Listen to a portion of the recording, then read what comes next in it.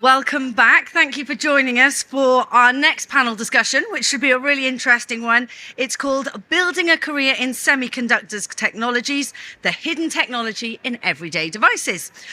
So in this session, you'll hear from some experts in the industry, we have them on the stage here, about the everyday uses of compound semiconductors, and also we'll be hearing what inspired them to start their journey in this industry.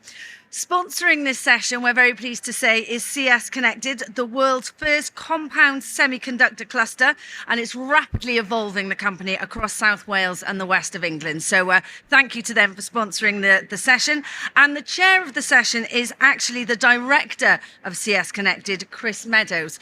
Now, Chris started his career in electronics and semiconductors at British Telecom, and he went on to be part of the founding team at IQE in Cardiff. So lots of experience, great to hear his thoughts. There will be an opportunity for questions and answers from the audience at the end. So as we're going through, if you've got any thoughts, any questions, please store those aside and we'll use them in the question and answers. And for anyone watching online, you can also put your questions in the message bar. So please put your hands together for Chris and our panel. Thank you for the introduction. And I'm going to first turn to my colleagues on the panel to introduce themselves. So I'll start with Andrew. Hi, I'm Andrew Griffiths. I'm currently a process engineer at Cardiff University in the Institute for Compound Semiconductors. But my expertise is in epitaxy, which is the growth of compound semiconductors, which has led me to work here in Cardiff, but also in the United States and China. Hi, I'm Professor Owen. I'm a head of chemistry at Swansea University and also involved in the Centre for Integrative Semiconductor Materials at Swansea, which is a brand new facility dedicated to fabricating the next generation of semiconductor devices. Hi, I'm Carolyn Short and I'm Marketing Communications Manager at KLA, which is the factory directly opposite this Celtic Manor Hotel. And we make equipment which is used to etch and deposit films onto silicon wafers and compound semiconductor wafers. So you've had the least to travel today. Yeah. Yes, just across the road. So thank you for that. I'll come back to you, Carolyn, but I'll ask everyone the same question to start with. And could you just describe very briefly a kind of potted history, your journey to get to where you are today? So I was at school, like everyone else, and when it came to choosing my, as we say, A-levels, GCSEs and O-levels, I did a general mix of chemistry, physics, and then a history and geography, and fairly well balanced. But then I had to decide which way I wanted to go, and I don't know what influenced me particularly, but I just saw science as the way to go for a secure job for the future.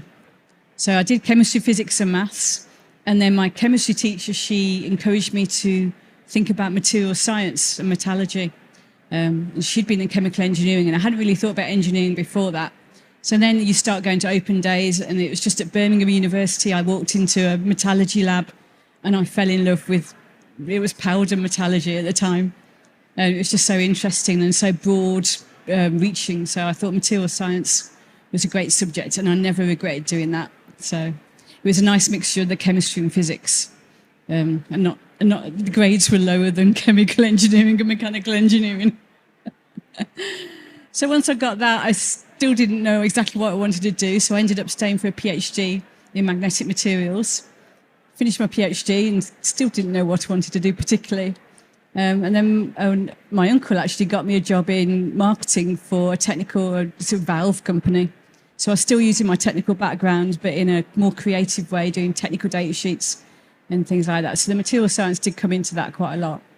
And then an old university friend phoned me up and said, "Do you want to get into semiconductors?" And I thought, that sounds more interesting than valves. So I ended up coming to the semiconductor industry in 2000, and I've been with the company since then. So just working on technical marketing. So it's doing website texts and press releases and product information sheets and things like that, and events like this. Thank you. I will ask a supplementary question there, and going right back to the beginning, can you identify any particular event or person that perhaps motivated you to go down that route? I think I was I think I was quite good at sciences and probably above average, whereas I was average in history and geography. And then my granddad, he was an electrical engineer, so he always talked about, he used to fiddle around with TVs when we were kids and always fixed our TV for us. And so, yeah, I think relatives are quite important. My mum and dad are both teachers, so they pushed me to do well at school, but they were pretty broad-based to what I could have done what I wanted, so. Thank you. And Owen, same question. Yeah, so I started off in chemistry, studied chemistry at degree level and PhD, and then I went into nanotechnology. So around 2002, nanotechnology was something new and exciting, so I studied that. And then I got into things like graphene and using new semiconductor materials, but for healthcare applications. And we were some of the first people to do that in Swansea. I linked up with KLA when they were called STS.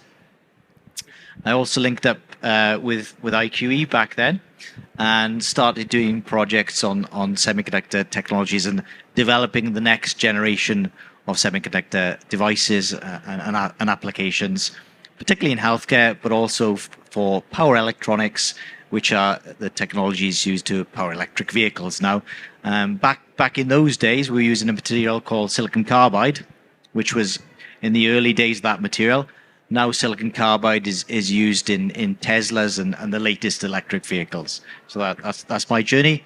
And I also focus now a lot on education and skills and trying to get young people interested and aware of the semiconductor industry and how many opportunities there are around South Wales.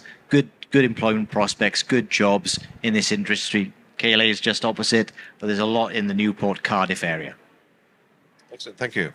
And Andrew. Sorry. So my physics teacher actually worked in the industry herself, and I applied for a year in industry after my A-levels. I worked at the rivals of SPTS, as they were then, Oxford Instruments Plasma Tech. So I'm from Bristol. I was over the other side of the bridge. And that was kind of my introduction to semiconductors, and it's not something you kind of hear about at school. So I did actually get back in touch with my physics teacher, Dr. Camacho, and her husband, I think, still worked in the sector at that point, and it kind of introduced me to people at the university I was then going to, and it kind of forged connections there. I managed to complete my degree on one of the financial downturns, wasn't sure what to do. Continued in academia. It seems nice and safe, but actually it was something that I was really interested in, and that was the growth of semiconductor materials. So I spent a number of good years at Sheffield University learning about epitaxy, learning about how to grow crystals, which are then made into devices. And that led me down to Cardiff to IQE, because that's kind of one of the foremost companies in epitaxy. And I was very lucky whilst there. I got to work in Bethlehem, Pennsylvania for a number of years. And then that led me to being headhunted to also work in China to kind of spearhead some epitaxy there. So it's really been a very interesting journey, kind of not only being interested in the material that I'm doing and being passionate about it, but it's also taken me to places that I wouldn't have dreamt of when I was a young kid. I wouldn't have dreamt of going to China. I always dreamed of going to America, So I was very lucky to kind of get to where I am. And then it's eventually taken me to Cardiff University, where I'm learning about what happens after epitaxy. So I was growing the baseline crystal, and then what happens to it afterwards, i.e. that crystal gets made into lasers, LEDs, and so forth. And I'm kind of on that end of things now, trying to understand more about how these compound semiconductors come from the beginning to the end of their journey. Excellent, thank you for that. And I should add, for anyone that's not familiar, semiconductors have been around for about 50 or 60 years now. It all started in Silicon Valley, but mostly today, a lot of the semiconductors that we're familiar with, the silicon chips, come out of either Taiwan or Korea. But these are silicon chips that handle data for either processing data or for storing data, so memory chips or processor chips. But of course, a lot of the digital data that we have needs sensors to sense the world around them.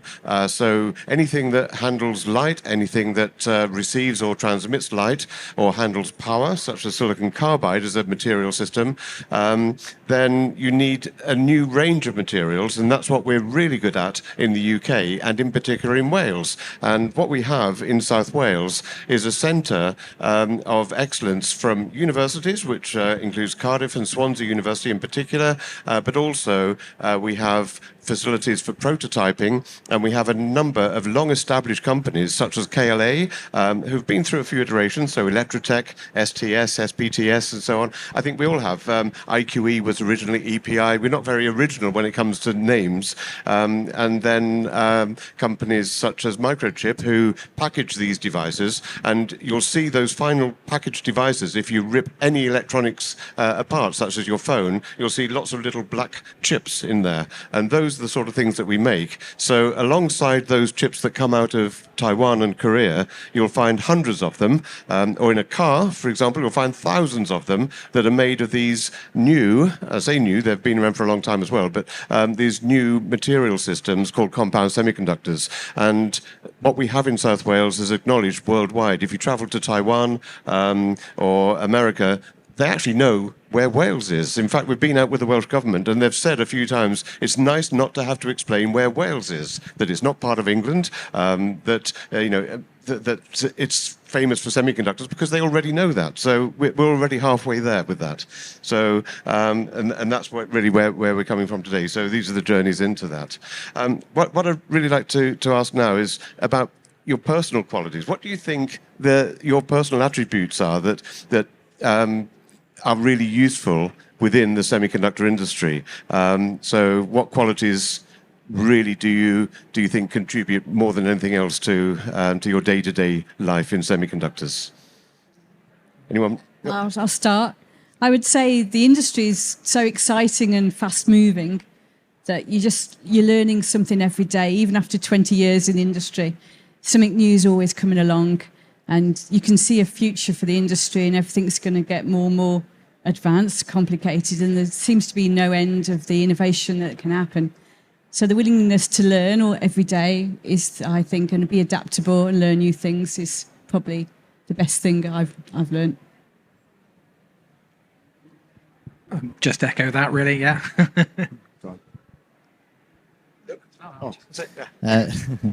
So I'm a chemist originally, and people think of maybe the semiconductor industry as electronics, physics, but actually there's a lot of chemistry involved in it, and there's a lot of chemists involved in the industry. If you go into any of these companies, you'll find chemists. I think having that background, multidisciplinary background that I had from studying nanotechnology, also gave me a big advantage, because the industry is very multidisciplinary. It needs transferable skills. And I think today, which is what we do a lot, Chris, is do these kind of events and go to networking, the networking events. That's an important aspect. Being able to get the message across and tell the story of compound semiconductors and try to enthuse people about it, because they are everywhere. And it's a really important industry, and it's a really important industry in South Wales. Yeah, and I think just to go back to your point about the different facets that are within this, another thing that I think is important is collaboration, and being able to work with, to understand what you don't know, and understand that there is going to be someone that does know what you don't know. And I think it's really important to be able to work with other people, because I wouldn't be where I am without working with everyone, chemists, physicists, engineers, and so forth. So yeah, really important.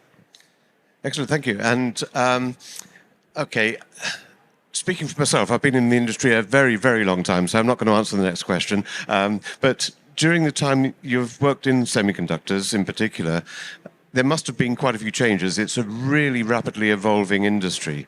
Describe some of the changes that you've seen from when you started out to where we are today. Yeah, so like you, Chris, I've been in it a while, probably 20 odd years. And I think biggest changes are wafer sizes. So you and I remember small wafer sizes, especially in compound semi, 2-inch wafers, to 4-inch to now 8-inch and 12-inch. And then on the other side of it, the scale of devices. So microelectronics, a micron being a thousandth of a millimeter, going to essentially nanoscale devices. So a billionth of a meter in dimensions. And then the other big change, I think, is the material systems. So moving from silicon to the emergence of compound semiconductors, silicon carbide, gallium nitride, and the emergence of new materials like graphene and other two-dimensional materials. And now the integration of those materials in hybrid systems. So combining silicon with compound semi, combining 2D materials with silicon. So I think those are the biggest changes I've noticed. Thank you. And I hate to say this, but I remember a time when I could only dream of 2-inch wafers, something that big. But that's another story. I think the biggest change I saw when I first started in 2001, it was the dot-com boom, and then suddenly we bust after that. And it was photonics was everywhere, and it was the next big thing. And then suddenly it didn't happen, but now we're seeing it come back again. So it's you see cycles after you've been in the industry for a while, both in the demand for devices and then advancements and innovations, and it's just constantly changing. So it's quite exciting. So photonics is coming back up, we think. Thank you. Andrew, have you seen changes or not enough? Probably not enough, but I think similarly, being an epitaxy guy, seeing the difference in wafer size and actually physically handling that was the biggest for me. Just kind of learning not to drop this very, very expensive wafer was a big part of my formative experience. So yeah. And as I say, I'll not answer that question because when I think about the first generation of tablet, I'm probably talking about things made of stone that you had to chisel things into. So, just to add to that, Chris, what I've seen is 10, 20 years ago in the university, the sort of cutting edge stuff we were doing, we're now seeing those applications emerge into a commercial reality. There used to be a saying, one of the materials that we work on is a mixture of gallium and arsenic, which I know sounds a bit frightening, but there used to be a saying that gallium arsenide is the material of the future and always will be. And there were these skeptics that said that no, everything will be made in silicon. And there is generally a rule that if it can be made in silicon, it will be because it's cheaper and it's got a longer history, if you like, a well-established history. But there are a lot of things that silicon can't do. So in terms of sensing light and emitting light, it can do that at certain colors, wavelengths of light, but if you want flexibility, then you need to use these combinations of materials. So they're much more complex, much more expensive, but rather than using just silicon alone, by combining different atoms, and essentially what we're doing is atomic engineering, we can manufacture materials that can perform a lot of functions from quantum handling through to handling very high powers. Silicon chips are very good at maybe handling 1.5 to 5 volts. But of course, for electric cars, they operate at around 300 volts now. They're moving to 450. They'll move to 900 volts. It's likely it'll go to 1200 volts and then to 2000. So there's no way that silicon on its own can handle that. So you need these new advanced materials. And the same for very high-speed communications, what's called radio frequency. So these RF chips need to operate at several thousands, if not hundreds of gigabits per second. And so to achieve those speeds, silicon, again, can't handle that. So we need to develop the products in compound semiconductors, again, where Wales is very good. And I think that's been really one of the key drivers. And so for the last 20 years, your phones in your pocket wouldn't work without compound semiconductors. In fact, has anyone got a phone? That's a rhetorical question. Who hasn't? I'll guarantee there's something in there that will have started its life being designed and manufactured here in Wales.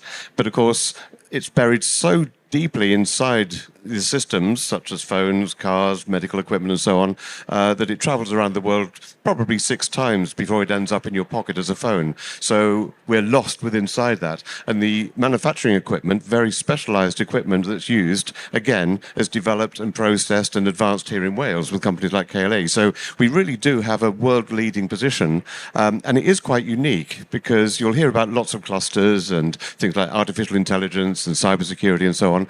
But actually, you'll find that a lot of places have pockets of expertise in those areas, and quite rightly so, because it's a huge expanding area. But the area of compound semiconductors and semiconductors in general is very capital intensive, and it takes a lot of time to develop new products. So it's not a case of putting a PC on a desk and off you go. It really is a huge time investment, and the payback can be 10, 20 or 30 years. And that's exactly what happened in Southern California, or actually Northern California, around Silicon Valley, and in the Far East. So we've been through these evolutions, and Wales has had this for the last, I'd say, 35 to 40 years. I think, Swansea and Cardiff universities have been around and involved in semiconductors. Electrotech started in 1980-ish. Sorry? 1968. There you go. So we can't say it's an overnight success. I think the big change was about 5 or 6 years ago when we all started working together. And now we collaborate on a regular basis. We have a number of innovation projects, a number of research and development projects involving the universities, the prototyping centers, and the companies. So each of the companies, IQE, KLA, and Microchip, are involved in a number of collaborative research programs. And I think that's quite unique. And you don't see that amongst a lot of other clusters. So I think that's something that we really need to shout about, and it's something that gives us a real strength. What I'll ask now is, because I think we're coming up to the half-hour point, is what advice you would give to someone that's thinking about a career in technology in general, but in particular moving towards semiconductors and ideally to compound semiconductors. What should they be studying? What questions should they be asking? Material science. Chemistry, physics, and maths. And I think I decided at an early point I didn't want to be a doctor, dentist, vet, or nurse, so I dropped biology. But the other two have seen me through, chemistry and physics. The mixture of the two is perfect in my book. And that sort of took me, I had the choice, chemical engineering, mechanical engineering, or material science. And material science is a lovely subject. It's just a lovely mixture of the two, and it just affects everything. So I never regret doing material science. So I think any of those subjects, chemistry, physics, electrical engineering, materials, even mechanical engineering, any sort of engineering subject, and I think increasingly, computer science, maths, they've all got roles in this industry to play. So if anyone wants to get into semiconductors, any of those subjects is a good foundation. But also you can enter at different levels. So a lot of the companies take apprentices straight from school or from further education colleges, as well as graduates right up to PhD level. So, there's lots of entry points for people to get into the industry. Yeah, I think I'd reiterate that. And also, I think in terms of advice, I think it's just learning to be open to the possibilities that are in front of you. And again, I mentioned collaboration early on, but I think it is really important to be able to say yes to your opportunities and to take the plunge, really. It might seem a bit risky, but it's really important to understand that this is such a fast-moving industry. Saying yes will help you. Yeah, I agree with that. I think just say yes to any opportunity, maybe apart from Morris dancing. I don't know why, but no. Apologies if any Morris dancers here. In terms of not regrets, but anything you would change. I think you've all said you wouldn't change anything, regretted. But if there was any element at all, or any different direction, or something that you could have done, is there anything? I'm hoping the answer is no, but. I think I changed direction a little bit. So I was doing silicon carbide. And then I went into graphene and microneedles. I think I probably would have, if I could go back, I'd probably continue doing silicon carbide and gallium nitride because those are two systems now, and probably would have made a lot more money. Yeah, I think I part of me wishes I'd stayed in America a little bit, but yeah, that would have been nice. But that's the only regret I have. I still very much enjoy my career trajectory. No regrets, really. We're glad you didn't. We need people like you in the Wales cluster. I don't think I would change anything. I enjoyed the science side of it, but I also like the creative side of the marketing. So combining the two is just perfect for me. So I'm going to be. And I would have bought shares in IQE in 2017, was it? Was it? Oh, What, yes. Yeah. Yeah, share ownership is a good one. Yeah, fast-growing industry. you probably got some shares. I can't comment on that for several reasons.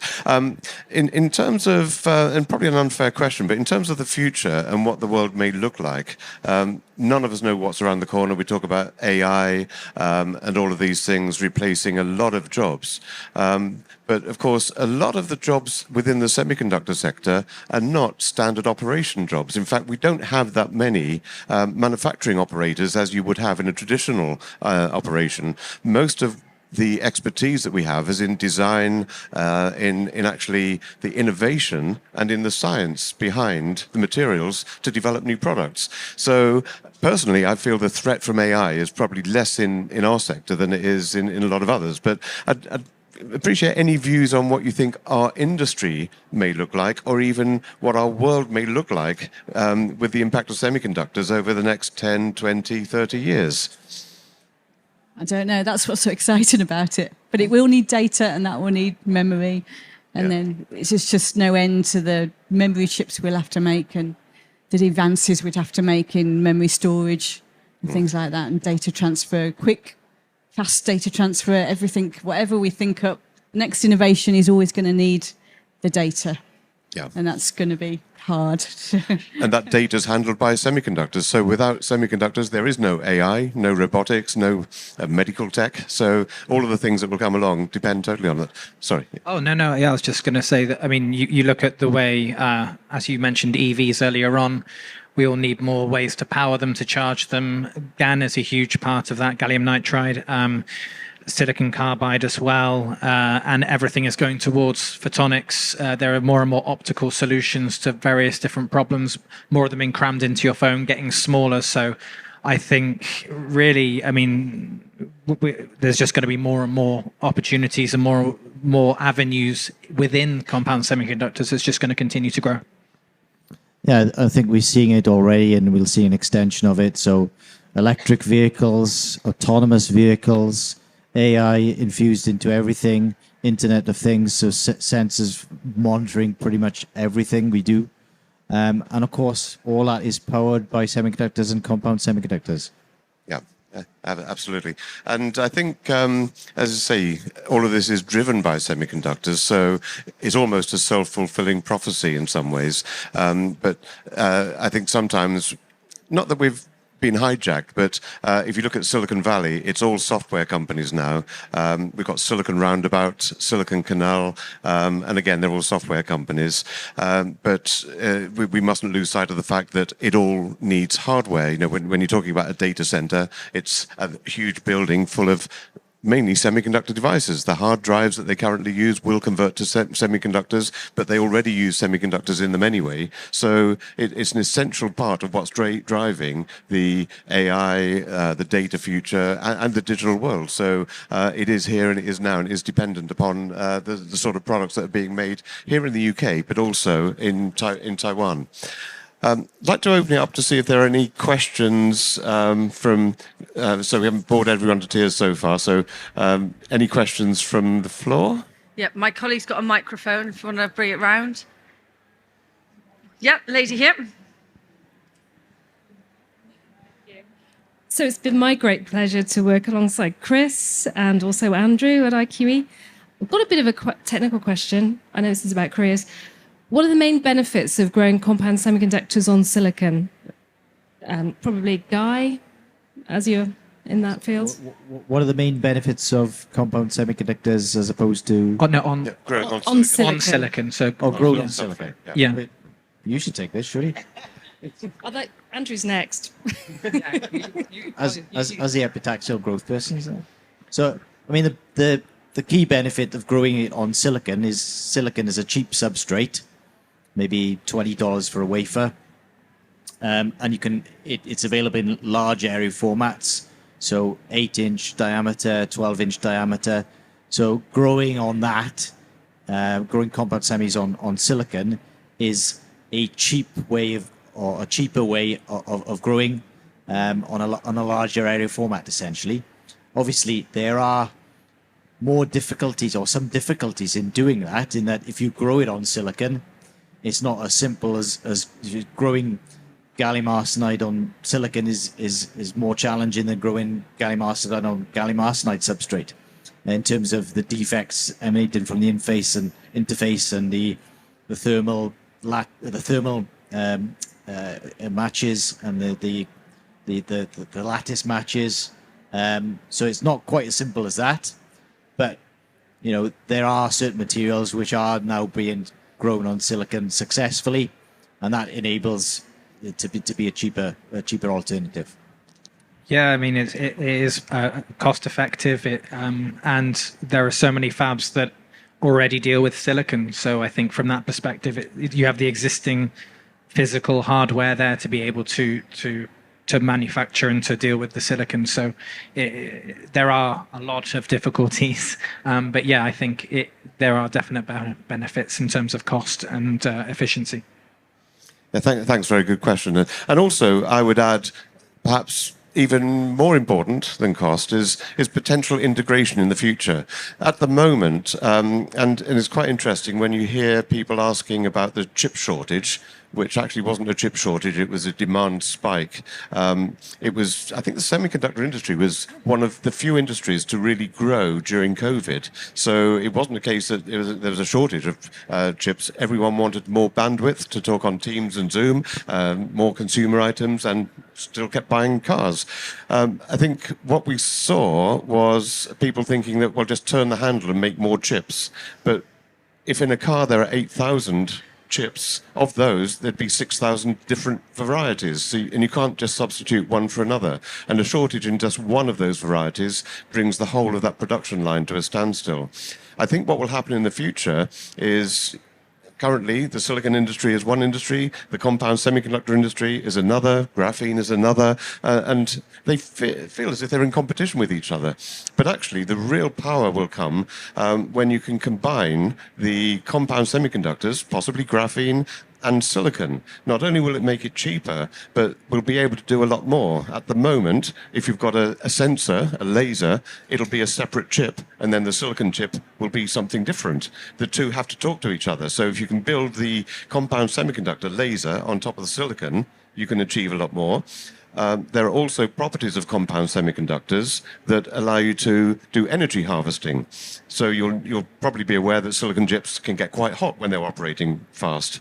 If you can use compound semiconductors to harvest the heat that's generated rather than waste it, and actually cause problems in the handset or other device, then again, that helps us achieve net zero. So I think we'll actually make a lot of breakthroughs by combining compound semiconductors and graphene and other materials all together on a single chip. And it will make the devices much smaller, because rather than have 100 chips in a single device, you could actually probably do a system on chip where you've got a whole one single chip doing everything.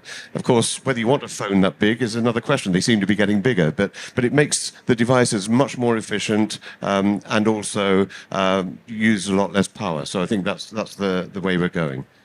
Amazing. Any more questions from the room? Yep, lady there. Microphone's coming down. Okay. Hi. It works. I wanted to, yeah, it does work. I wanted to ask, as somebody who's a recent physics graduate, what would be your advice for somebody who's an early career professional, getting into semiconductor industry as a job, but then also within those first 3 years, how can you make the best impact in terms of learning as much as you can, but then also, I guess, Well, I mean, career growth is kind of learning as much as you can, but like, yeah, would you have any advice for anybody who is an early career professional like me? Good question. So you had to get into the semiconductor industry. I would think, I know from KLA point of view, we're looking for, sorry, speaking to Mike helps. We're looking for like mechanical engineers, electrical engineers, and then we do take apprentices and they do a BTECs at the local colleges. Visitors. Physics. We do take physics students tend to go into our process engineering because they understand all the plasma physics and the reactions that are happening inside the process chamber when we're actually processing the wafer. So we do take a lot of physics students for that area. So that would be, if you told me you were doing physics degree, that is probably the area you'd probably end up in our company anyway. And then mechanical engineers, they might go design the machines. And electrical engineers would do all the electrics. And then software engineers would do all the programming of all the robots that are inside our machines. And then, yeah, chemists would probably process engineers as well. Again, processing the wafers in our machines. So I think if you're not so familiar with semiconductors in terms of the technology and then the theory and the practice, then there are courses available. Swansea University and Cardiff University. And Cardiff, yeah. Not only degree courses, but modules you can take. We even do a practical course, so there'll be a practical clean room training course running in Swansea in January. So that's suitable because we're not only targeting people who already know about compound semiconductors, we're targeting people from outside the industry and people who want to retrain as well. So there's job opportunities available in the sector, and we're trying to attract people into the sector. So, give me your email address later, and we'll keep in touch. And there are opportunities. I think people with transfer, but we're looking for bright young people, and you can learn about the industry and you can learn the technologies. You don't already have to have that knowledge, but what we're looking for is people who can pick up those skills quickly and adapt. Yeah, I was going to say, I think most of my knowledge, I mean, obviously I learned like the theory of it at university. I was at university probably too long, but then you kind of go into a workplace and it is all about learning from your peers, from your colleagues, because you'll pick up all these transferable skills there, and you probably kind of got the mindset as it is like problem solving, right? That is the kind of crux of any of these jobs. So the important thing is to be able to kind of understand what's out there, what you have a passion of doing, and going in there. Compound semiconductors, as Chris said, you have that kind of high bar, and the skills you will pick up will be indispensable wherever you go in the industry. So it's a great one to get into at whatever level, and then you can kind of you can just use those skills throughout the industry. And companies like IQE probably have more physicists than you can shake a stick at, but lots of physicists, material scientists, mathematicians, and I know within the industry, even English graduates, even chemists. Sorry, especially chemists. But it's really all disciplines, and it's actually a multidisciplinary industry. So with the epitaxial growth that Andrew is referring to, it's actually a chemical process. But you need to understand the chemistry, the physics behind it, and actually quite a lot of maths working out how these different structures work together. So it's something that you will learn on the job.